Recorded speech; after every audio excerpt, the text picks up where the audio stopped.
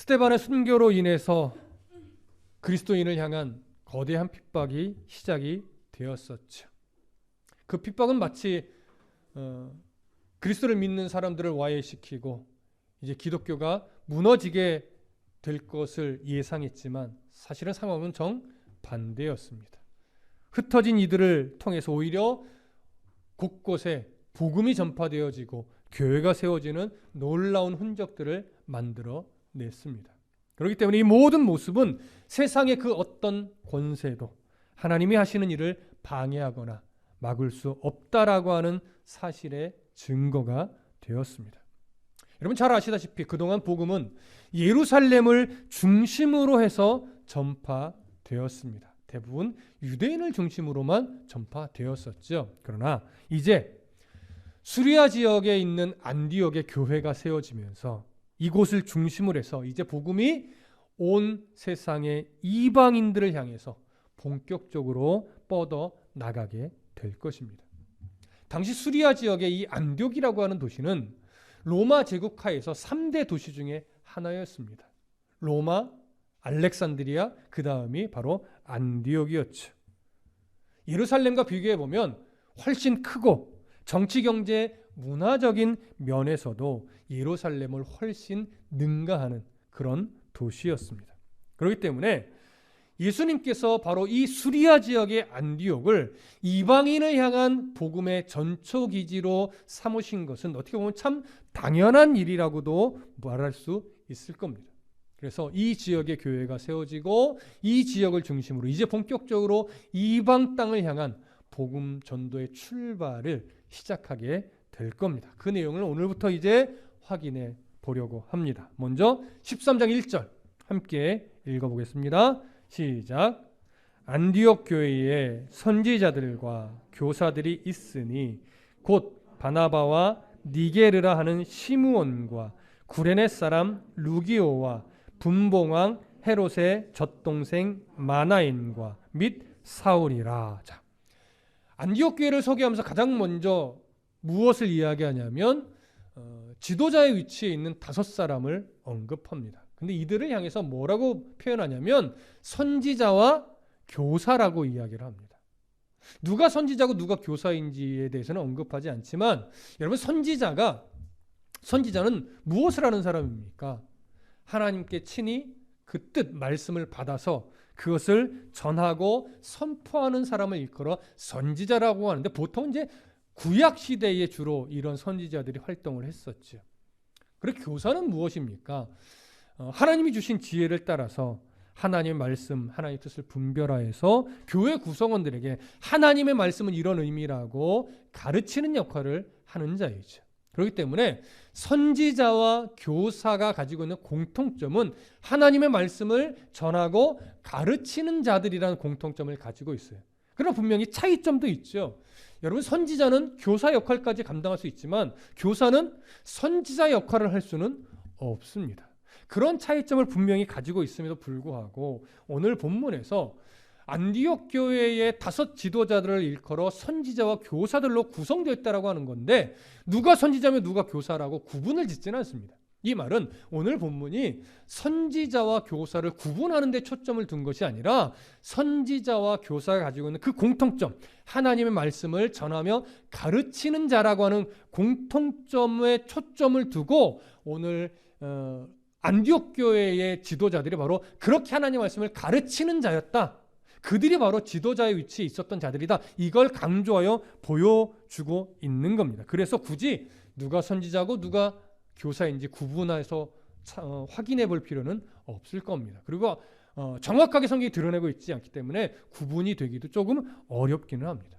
자, 그러면 안디옥 교회의 지도자로 언급된 5명에 대해서 좀 간략하게 좀 살펴보겠습니다. 첫 번째로 언급된 인물은 바나바예요. 우리가 잘 알고 있죠. 바나바는 헬라파 유대인입니다. 그리고 예수를 오순절 성령의 강림 때 예수를 믿게 되면서 그리스도교로 개종을 했고 그러면서 성령이 충만한 인물이었어요. 자기 재산을 아낌없이 내어줄 수도 있을 만큼 하나님 앞에서 매우 헌신된 그런 인물이었습니다. 이런 바나바가 안디옥의 교회가 세워졌다는 소식을 듣고 예루살렘 교회가 말하자면 담임 목회자로 파송한 인물이 바나바였어요. 그만큼 말씀에 대해서, 신앙에 대해서 지도자로서의 역량이 충분했던 그런 인물입니다. 자, 그러면 이제 두 번째로 언급된 인물은 누구예요? 니게르라고 하는 시몬입니다. 여러분, 니게르라고 하는 이 말은요, 사실 본래 의미가 검다라는 의미로 봐요. 왜냐하면 라틴어를 음력한 것으로 보는데 라틴어로 니게르가 검다라는 의미고, 이것을 그냥 음력해서 그냥 헬라어 안에 니게르라는 말을 그대로 사용한 것으로 여겨집니다. 그래서 아프리카 사람일 것이다로 우리가 대부분 봐요. 아프리카 사람으로. 그래서 니게르라고 하는 시므온은 아프리카 사람으로서 안디옥 지역에 살다가 이 복음을 듣고 기독교로 개종한 인물이다라고 대부분 다 봅니다. 근데 그렇게 보는 또 근거 중에 하나가 이런 거죠. 여러분, 보통 영어로 흑인을 표현할 때 니그로라고 하는 말을 써요. 그리고 흑인 영가를 보통 뭐라고 표현하냐면 니그로 스피리추얼 이렇게 이야기를 합니다.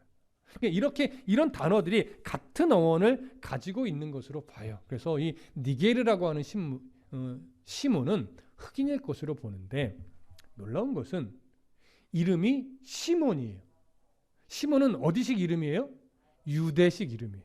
그래서 아마도 이 시몬은 에디오피아 출신의 개종자일 것으로 많이들 추정을 합니다. 중요한 건 흑인이라는 사실이죠. 근데 세 번째로 언급된 사람 누구예요? 구레네 사람 루기오예요. 여러분, 구레네도 북아프리카 지역에 있는 나라로 봅니다.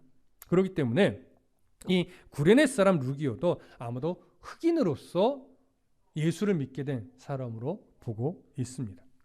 네 번째로 언급된 인물은 분봉왕 헤롯의 젖동생 마나엔입니다. 여기 언급된 헤롯은 세례 요한을 처형했던 헤롯 안티파스를 의미합니다. 그런데 이런 헤롯과 마나엔이 젖동생이래요. 여러분, 젖동생이라는 이 표현은요, 본래 같은 유모에게서 자란 동생을 의미하거나 아니면 교육을 함께 받고 자란 매우 친밀한 친구 같은 존재를 의미합니다. 그러니까 오늘 본문에 언급된 마나에는 같은 유모에게서 자란 형제를 의미하는지 아니면 같이 교육을 받고 자란 친밀한 친구인지는 정확하게 알 수 없어요. 그래서 학자들이 보는 시선에 따라서 이 마나에는 헤롯과 형제일 것이다, 아니면 친척일 것이다, 아니면 그냥 친구일 것이다, 이렇게 견해가 갈라지는데 단정해서 뭐라고 딱 말하기가 매우 어렵습니다. 그래서 우리는 형제인지 친구인지는 알 수 없으나 헤롯과 매우 친밀한 관계의 사람일 것으로만 볼 겁니다. 그렇다면 이 사람은, 이 마나에는 분명 안디옥에서 매우 고위직의 직함을 가지고 있었던 그런 인물일 것으로 우리가 알 수 있습니다. 자, 그 다음에 다섯 번째로 언급된 인물은 누구예요? 사울입니다. 아직 바울로 불려지기 전에 사울이죠. 다메섹 도상에서 예수 그리스도를 만나 회심한 인물이고, 바나바가 안디옥의 공동 지도자로 불러서 말씀을 함께 가르치는 일에 집중했던 인물, 바로 사울이에요. 자, 이렇게 언급된 5명의 지도자, 이들은 선지자 또 교사였던 것이며, 이들은 결국 말씀을 가르치는 위치에 있던 지도자였습니다. 그런데 잘 보면 출신 성분, 인종적인 배경, 피부색이 모두 다 다른 사람들이었어요. 근데 이런 사람들이 이제 순차적으로 언급이 됐는데, 이 언급된 순서에 정확하게 어떤 의미가 있는지는 알 수 없습니다. 그러나 보편적으로는 이렇게 말합니다. 안디옥 교회 내에서 차지하는 어떤 역할의 비중에 따라서 언급이 되었을 것이다, 이렇게 봐요. 물론 이 역할의 비중이라고 하는 것은 높고 낮음의 문제는 아닙니다. 역할의 문제일 뿐이죠. 그래서 출신 성분이나 사회적 지위나 피부색에 전혀 차별이 없이 그 사람의 신앙에 따라 역할들을 맡겼고, 이들은 그들의 역할을 존중하며 함께 동역했던 그런 지도자들이었어요. 정말 이상적인 교회 조직의 모습을 가지고 있었죠. 이렇게 안디옥 교회 5명의 지도자들의 이런 면모만 보아도 안디옥 교회는요, 정말 이방 선교의 전초 기지로서 잘 준비되어진 이런 교회라고 말할 수 있을 겁니다. 하나님이 준비시키신 거죠. 그러니 이제 복음 전초 기지로서 기초가 되었다라고 우리는 말할 수 있을 겁니다. 그래서 이제 이들을 하나님이 사용하시기 시작하는데 어떻게 사용하시는가 보시죠. 2절과 3절입니다. 함께 읽겠습니다. 2절과 3절 시작. 주를 섬겨 금식할 때에 성령이 이르시되 내가 불러 시키는 일을 위하여 바나바와 사울을 따로 세우라 하시니 이에 금식하며 기도하고 두 사람에게 안수하여 보내니라. 자, 5명의 지도자들을 언급한 다음에 주를 섬겨 금식할 때라는 표현으로 연결을 해요.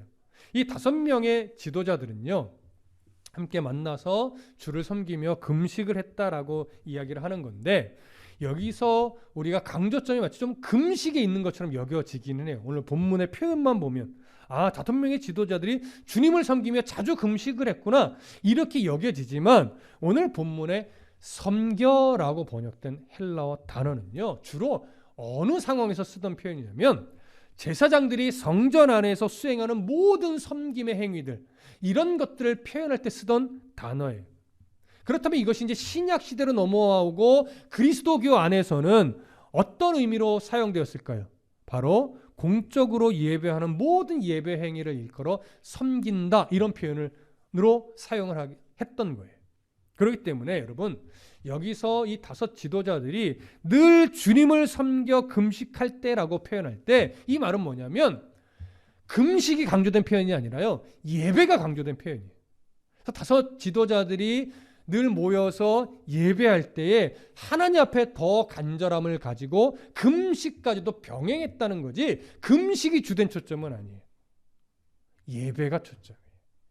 그래서 이런 5 지도자들이 하나님 앞에 이렇게 예배하면서 더 간절함을 가지고 금식을 했다라고 하는 이 표현은 무엇을 강조하는 거냐면, 말씀을 가르치는 위치에 있던 이 안디옥 교회 5 지도자들이요, 얼마나 하나님 앞에서 영적으로 올바로 서려고 노력했는지, 또 심령을 깨끗하게 하려고 애썼는지를 보여주는 거예요.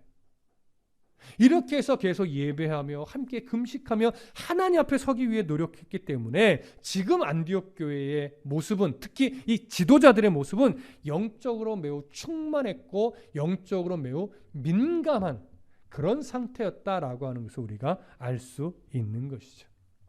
자, 이렇게 안디옥 교회의 지도자들이요, 예배했다라고 하는 것은 헬라 문법적으로 보면요, 뭐 어느 한순간 특별히 예배했다 이것이 아니고 과거의 어느 시점부터 시작해서 계속해서 지금까지 반복적으로 예배해 왔다는 거예요. 그러니까 정기적으로 규칙적으로 예배했다라고 하는 건데, 우리가 나름 추측할 수 있겠죠. 언제부터 이들이 반복해서 예배했겠어요? 복음을 듣고 예수를 믿게 되는 때부터. 그래서 조금 더 구체적으로 얘기하면 이들이 말씀으로 훈련되어지고 지도자의 위치에 서게 된 그때부터 이들은 더 하나님 앞에서 바르게 서기 위해서 함께 모여 예배해 왔고, 예배하는 중에 더 하나님 앞에 자신들의 마음을 간절히 내어드리기 위해서 금식하며 예배해 왔다라고 하는 것을 알 수 있는 거예요. 자, 이렇게 하나님 앞에 더 정결하기 위해서, 더 올바로 서기 위해서 금식하며 예배해 오던 어느 날, 그러니까 어느 한순간의 예배가 아닌 거죠. 늘 예배해 왔는데, 그렇게 예배해 오며 말씀으로 충만해 있던 그 어느 날, 이제 성령께서 이들 가운데 오셔서 말씀을 주시는 거예요. 자, 그 말씀이 뭐냐? 2절에 이렇게 말합니다. 성령이 이르시되 내가 불러 시키는 일을 위하여 바나바와 사울을 따로 세우라. 내가 불러 시키는 일을 위하여. 여러분, 내가 불러 시키는 일이라고 이렇게 표현이 되니까 마치 현재, 하나님이 현재 무슨 뜻을 두고 내가 지금 시킬 일이 있으니 이렇게 여겨지지만, 여기서 내가 불러 시키는 일이라는 표현은요, 현재형으로 쓰여지지 않았고 완료형으로 쓰여졌어요. 완료형이라는 게 뭐예요?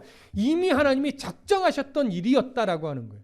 이미 이전 어느 때부터 하나님은 사울에게 시키실 일을 작정하고 있었는데, 그 작정함을 준비시키고 있다가 이제 지금 때 돼서 내가 이제 과거에 작정했던 그 일을 이제 시킬 때가 됐으니 그들을 불러 세워라, 이런 의미가 되는 거죠. 그럼 여러분, 하나님께서 이미 이전부터 특별히 사울에게 시키시기로 작정했던 그 일이 뭘까요? 우리는 사실 이미 알고 있어요. 그게 뭐겠어요?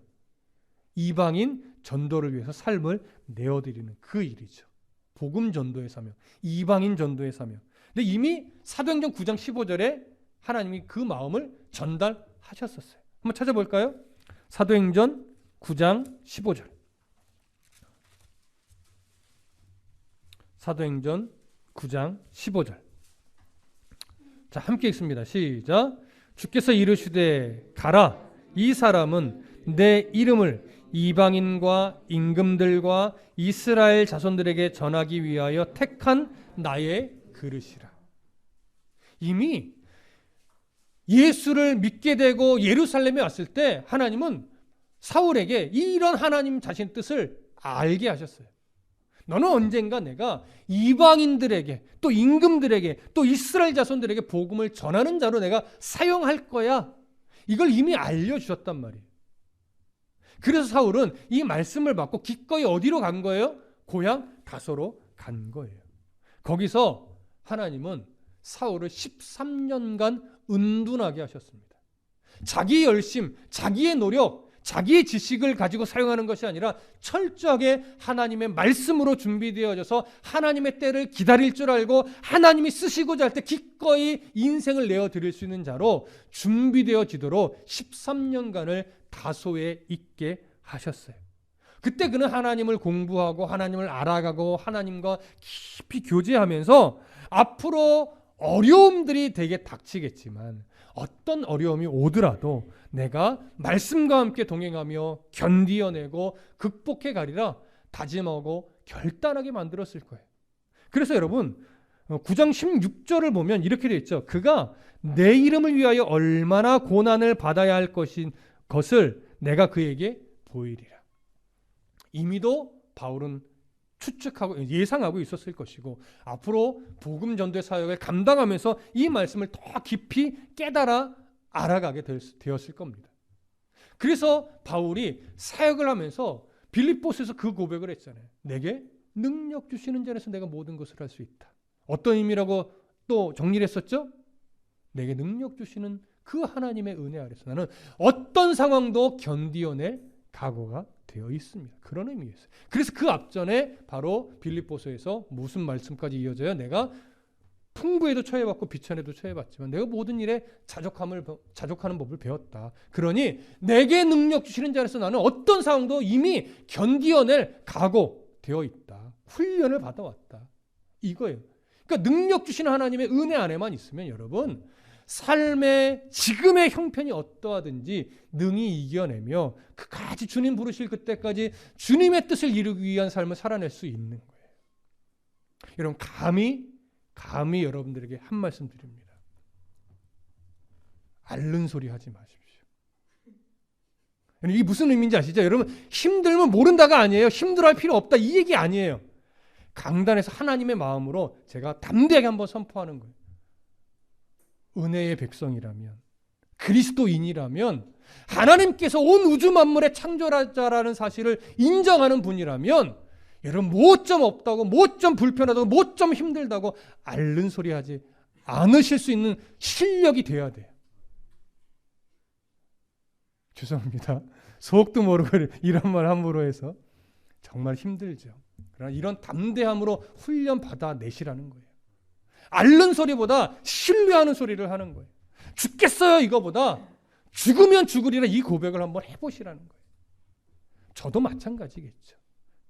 그러면 결국 하나님께서 나의 인생을 어떻게 붙잡고 끌고 가시는지 바울처럼 내가 주님의 은혜 안에서 난 어떤 상황도 견디어내고 극복해낼 각오가 되어 있습니다. 견딜 수 있습니다. 이 고백을 우리도 바울처럼 하게 될 겁니다.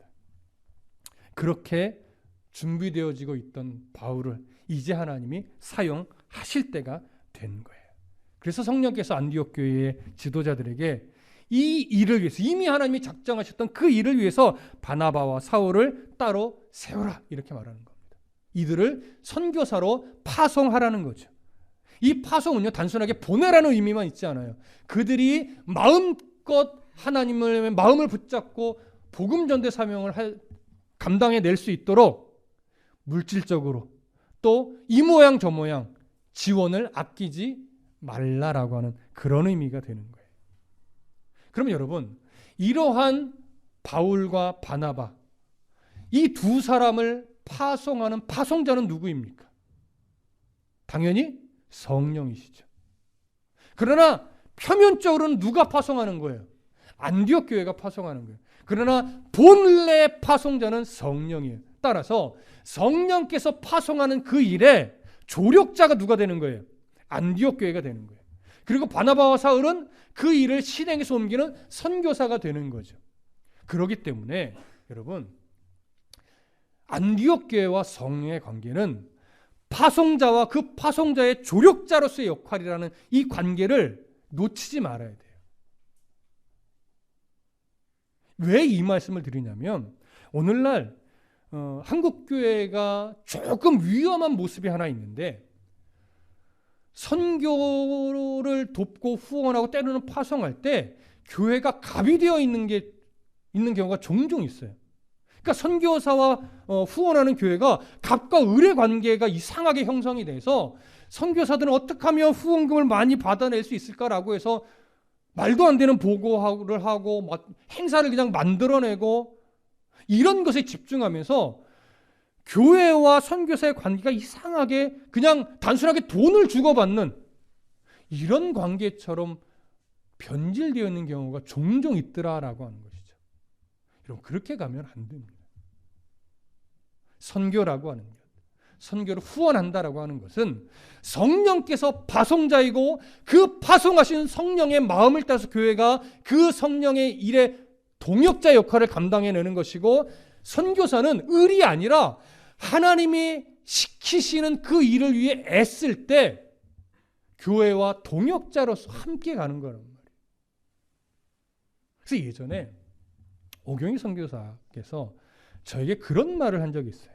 이게 좀 씁쓸한 말인데, 목사님, 다드림교회에서만 전적으로 후원을 받았으면 좋겠어요. 이게 무슨 말인지 아세요?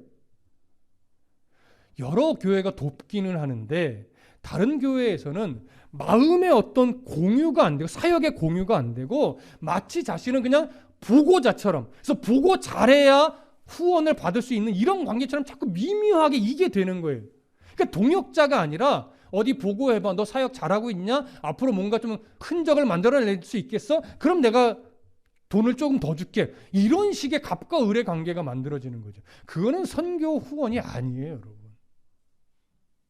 그러니까 진정한 선교 후원은 선교사와 교회 간에 친밀한 관계가 돼야 돼요. 서로 믿고 서로 정말 고민을 이야기할 수 있고 어떻게 도울지를 함께 고민하면서 성령이 일하시는 그 일을 위해서 함께 도모하고 함께 갈 수 있는 이런 관계가 되어야 하거든요. 이게 자꾸 깨지는 거예요.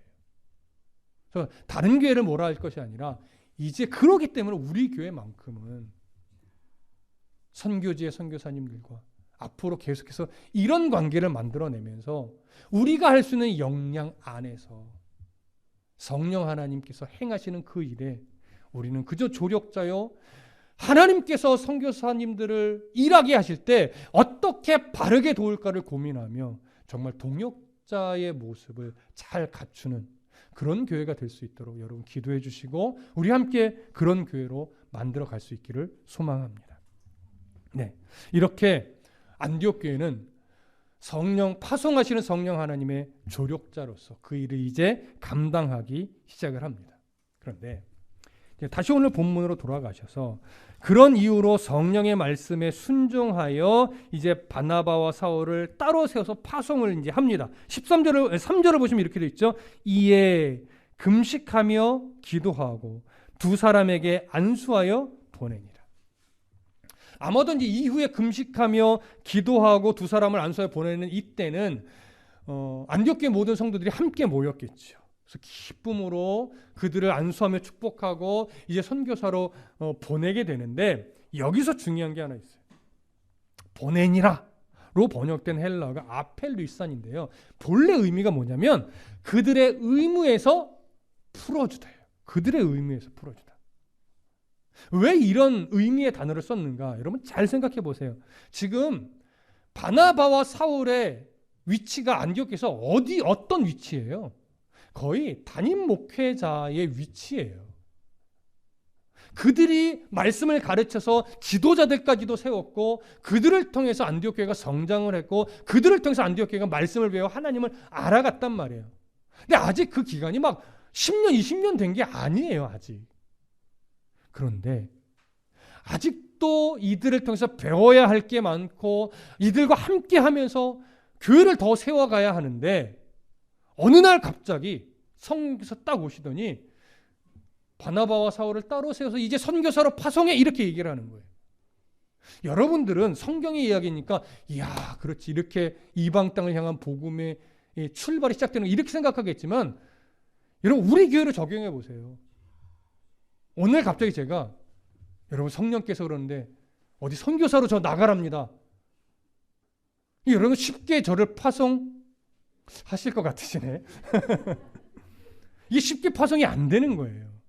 어떤 생각이 들어요? 제가 가면 이 교회는 어떻게 하지? 어떻게 계속 강해를 하고 설교를 하고 말씀을 가르쳐야 되는데 또 누가 와서 해야 되지? 뭐 이런 생각들을 하게 되는 거예요. 그래서 보내고 못 보내고 보다 이 자리를 늘 있었기 때문에 뭔가 없으면 이상한, 좀 불안한 이런 생각을 들 수 있는 거죠. 이런 생각이. 당시도 마찬가지란 말이에요. 근데 여러분 잘 보십시오. 이제 여기서 이제 본질이라는 것이 드러나는 건데, 교회는 목회자를 통해서 세워지기는 하나, 교회를 세우시는 분은 누구예요?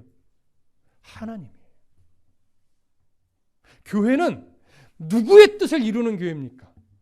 목회자의 뜻을 이루는 교회예요? 하나님의 뜻을 이루는 교회예요? 하나님의 뜻을 이루는 교회예요. 교회의 목표가 성도 숫자가 늘어나고 재정이 늘어나고 규모가 커지는 게 교회의 목표입니까? 아니죠. 하나님의 마음을 배우고 하나님의 뜻을 따라 살아가는 변화된 삶을 살아내는 것이 교회의 방향성이고 목표예요. 그 과정에서 하나님의 성도도 늘게 하시는 거고 규모도 키워가시는 것뿐이지, 그게 우선적 목표가 절대 될 수 없다는 거죠. 우리는 너무나 잘 알고 있어요. 그렇기 때문에 안디옥 교회도 마찬가지인 거예요. 이들이 이 과정을 통해서 배운 게 뭐예요? 아, 교회는 하나님이 사람을 통해서 세워가기는 하지만 그 사람 때문에 세워지는 것은 아니구나. 교회는 하나님이 세우시는 것이고, 교회는 하나님이 주시는 방향성과 목표를 가지고 함께 만들어가는 거지, 어떤 탁월한 목회자가 와야 뭔가가 막 만들어지고 탁월한 목회자가 뭔가를 만들어내야 막 교회가 성장하고 이런 건 아니구나. 목회자와 성도는 무엇을 보려고 노력하는 거예요? 하나님의 마음, 하나님의 뜻, 이걸 함께 보려고 노력하는 것이고, 그렇게 보게 된 하나님의 뜻을 이루기 위해 함께 순종하며 나가는 관계일 뿐이지, 목회자 때문에 교회가 세워지는 것, 목회자 때문에 교회가 막 성장하는 것, 이건 아니구나. 이걸 안디옥 교회를 통해서 오늘 우리도 배우는 거예요. 그렇기 때문에 이들이 성령 하나님의 뜻을 따라 안디옥 교회의 지도자 위치에 있던, 담임 목회자의 위치에 있던 바나바와 사울을 기꺼이 파송해서 보낼 수 있는 거예요. 그래서 그들의 의무, 담임 목회자라고 하는 그들의 의무에서 기꺼이 하나님의 뜻을 따라 풀어주는 거예요. 하나님이 당신들을 선교사로 보내기를 원하시니 우리들도 기꺼이 그 뜻에 순종하여 당신들을 파송하여 보냅니다. 이것이 성령이 불러 세워 보내시니 성도들이 순종하여 기꺼이 그들을 선교사로 파송하여 후원하며 보낸 것이죠. 여러분, 이건 너무나 중요한 교회의 본질입니다.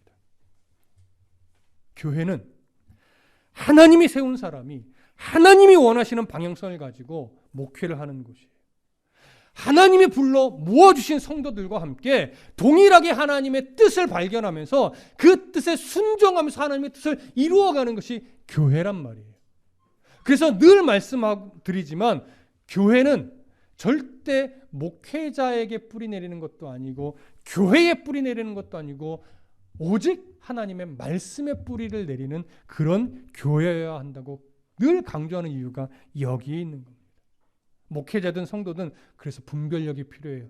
어떤 분별력이요? 잘 보세요. 목회자는요, 자신의 비전을 하나님의 뜻이라고 오해해서 자기가 만들고 싶은 교회를 만들어 가려고 하는 이런 우를 범하지 말아야 돼요.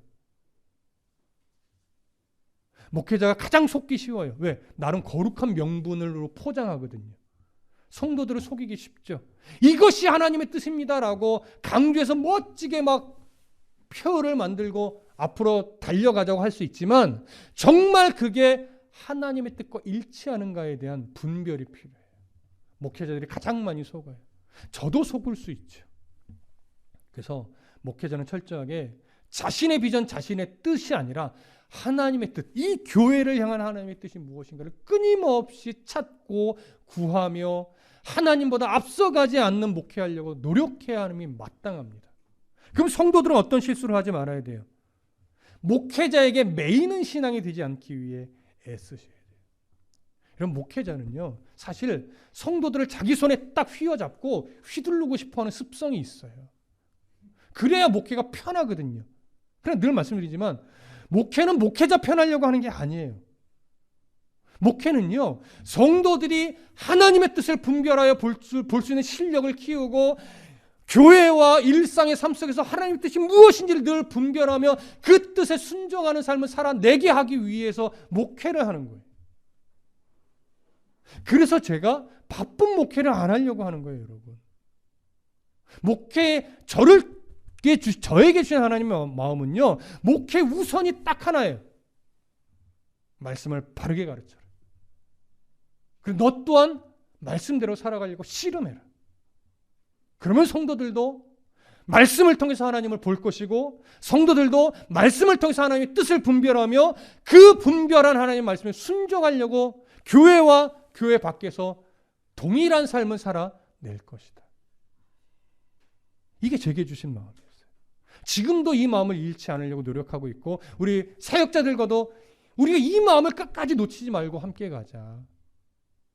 교회 사역자랍시고 어깨 힘주지 말고 교만 떨지 말고 함께 하나님 말씀을 향해 달려가는 동역자로서 그저 말씀을 맡은 리더자일 뿐이지 그들 위에 있는 자가 아니다. 우리는 이게 우리가 끊임없이 나누고 있는 대화의 내용 중에 하나입니다. 여러분, 목회자든 성도이든 하나님 말씀 앞에 바르게 분별하여 순종하는 삶을 살아가는 것이 가장 우선의 방향성이라는 것 잊지 마시고 오늘도 말씀을 근거로 해서 분별력 있는 성도의 삶을 살아내 주시기를 간절히 소망하고 축복합니다. 기도하겠습니다.